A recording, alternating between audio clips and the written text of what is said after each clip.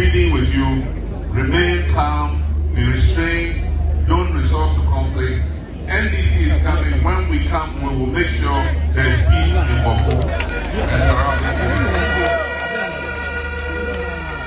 You see, the most dangerous person to avoid is a person who says one thing and does another thing. The most dangerous person to avoid is one who says something today and says something else tomorrow. The most dangerous person to avoid is a person whose word you cannot trust. And in leadership, it is critical that you should be able to trust the word of your leader. Unfortunately, the current crop of leaders we have, Nana Akufo-Addo and Bawumia, you cannot trust anything they say. And as ABA Busheni said, and I'll pay the copyright for this, he said, if they greet you in the morning, look at the sun before you answer.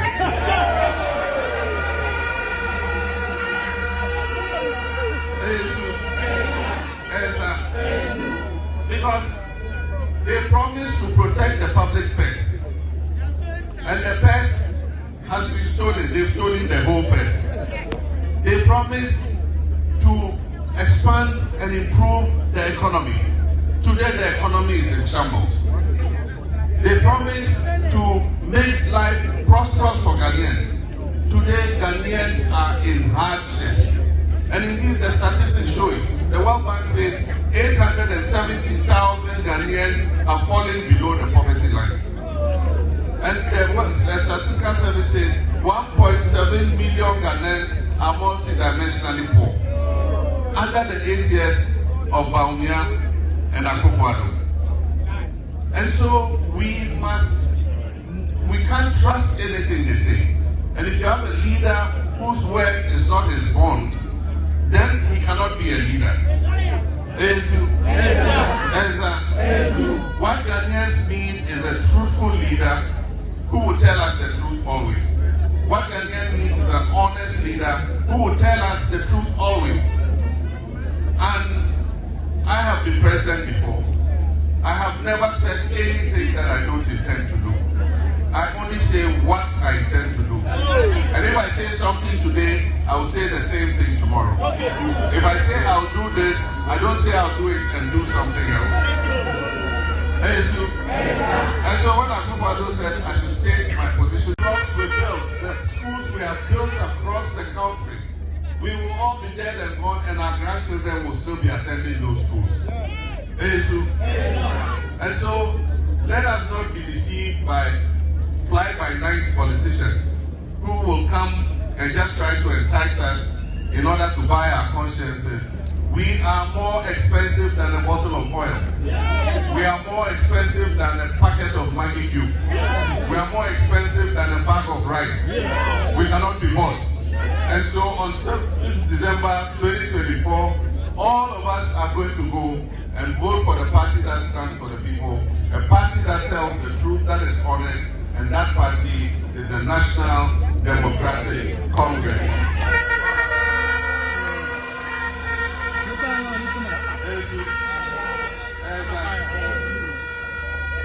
We have a program to build farmer service centers, and those centers are going to be the central pivot for supporting farmers. And so if you're a farmer in Saboba, when we put up the Saboba Farmer Service Center, you must register with the center. And that center will provide you with your subsidized fertilizer, it will provide you with your pesticides and weedicides, it will provide you with tractor services. Every center will have 15 tractors. And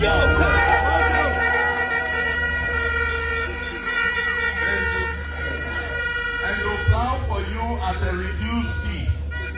The fee for plowing will be reduced so that you can afford to get mechanized tractor services. We're going to support you with irrigation systems so that when there's a drought, you can still provide water to your crops. And so we're coming with a small-scale water irrigation system for farmers. We'll drill boreholes on your farms so that when there's a drought, you can connect a hose and water your crops so that you don't lose your crops.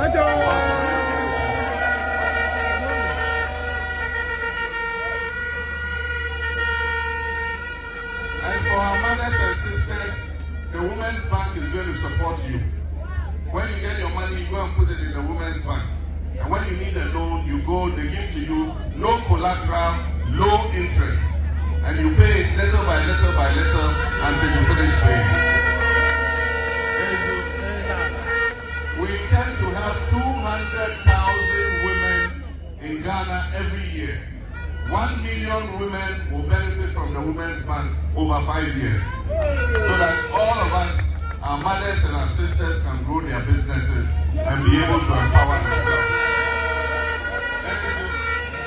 The economy is turning the corner. Things are getting better. Things are getting better for them, not for the majority of Ghanaians. Let them come to Saboba and ask people how life is for them. And they'll know the reality of the economic hardship that they have inflicted on Ghanaians. And all they do is wait. When the elections are coming, I saw a video of them sharing bottles of oil in the market. I don't know how many people have seen it. They were sharing, walking with boxes, and they'll take one bottle of oil and give it to somebody, take another bottle, give to somebody. Our consciences are not that cheap. Can you be bought with one bottle of cooking oil? No. Can you be bought with 1 kilo of salt? No. Can you be bought with Maggi cube? No. Is your value Maggi cube? No. And so they will bring those things and distribute them. Know that those things have been bought with ill-gotten wealth. And so when they bring it, don't refuse it. When they bring it, bring the oil collected, bring the Maggi cube collected, bring the salt collected, bring the rice collected, whatever they bring collected. But when you go into the polling booth, remember the 8 years of hardship. Remember that you have to vote for the party that will give you honest leadership. Thank you. And that party that will give you honest leadership is the NDC.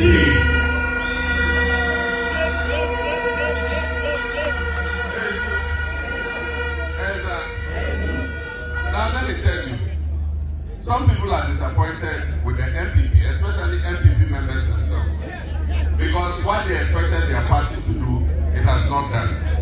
And so you hear them go and say, oh, I'll vote again because all the parties are the same. All the parties are not the same. All the parties are not the same. All politicians are not the same. They are truthful politicians and they are dishonest politicians. You see the difference between NDC and MPP? NDC invests in things that will benefit the generality of the people. And so when we bring electricity to a community, we know that everybody in the community is going to benefit from the electricity. Water to the community, we know everybody is going to get good drinking water, and that our mothers are not going to have to walk 1 kilometer to go and fetch water from a stream. When we build a school in a community, we know that all our children will have the benefit of an education. When we build a hospital or a chips compound or a polyclinic, we know that it will improve the healthcare of all our people in that community. When we build a road and we repair the road network, we know that it will give good transportation connections to our community. And that is what NDC does. I mean, just standing here, look at these market shops, look at the development here, look at this community center.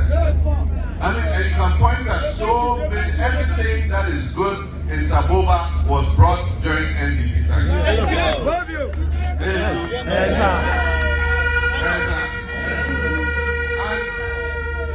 And our MPP, they are full of propaganda. All they will do is, like what my brother Joseph Nipe was saying, NDC built this community center. It caught fire, half of it is burnt. You come and renovate 3 rooms in the community center, and then you bring a old second lady from Accra to come and commission 3 rooms. Meanwhile, half of the community center is still abandoned and it's still burnt. I mean, that is the kind of thing they engage in. And so, NDC builds what will empower the people. Now, what they do is, they'll come and pick 1 or 2 or 3 or 4 or 5 of you, and they will give them some position and empower them, and they will become wealthy. Then they'll turn around to you and say, you see, you are in NDC, or you are in PNC, or you are in some other party. Look at this one. When he joined MPP, you don't see he's bought a car, he has a television, he's built a house.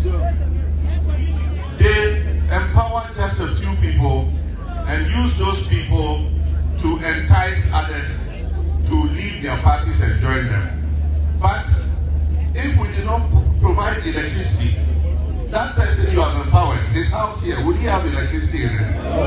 Can he watch his TV? Can he put on his air conditioner? Can he drink ice water from his fridge? But NDC brought that electricity. If you empower 1, 2, 3, 4, 5 people, when they have children, if NDC didn't build a school, will they have a school to go? No. If you empower 1, 2, 3, 4, 5 people, if they have a house and NDC didn't provide water, will they get water to drink? No. If we didn't repair the roads, will they have a road on which to drive their cars? No. And that is why NDC will always continue to stand for the people and do things that will benefit us, benefit our children, benefit our children's children. This electricity is Saboba. We will all die and go, and our children and our grandchildren will continue to enjoy this electricity. And so, on the 7th December, please, let us be focused and let us vote for the party that will come and make things better. We have the no academic fees stress policy. For first year of any tertiary educational institution, nursing training, teachers training, university, technical university, any tertiary education, if you go in as a first year student, you are not going to pay any academic fees.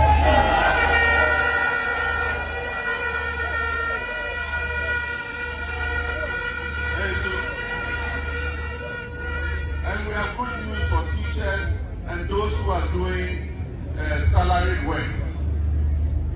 We are going to have a high purchase scheme.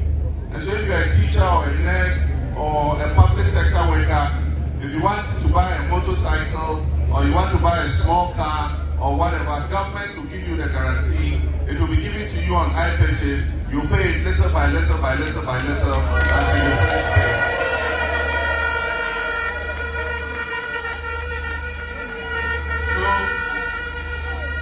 You will have the car, you will be using it, and will be deducted from your salary little by little until you finish paying. Or if it's a motorcycle, will be deducted until you finish paying. There's also a housing scheme. If you want a 1-bedroom house, 2-bedroom house, you show where you want it, it will be built for you. You must have 15 to 20 years to retirement. And so every month we'll take a little out of your salary. By the time you retire in 20 years, the house belongs to you. You don't go to your family house and quarrel with your family and say this was my grandfather's room. You have your own house to go and enter.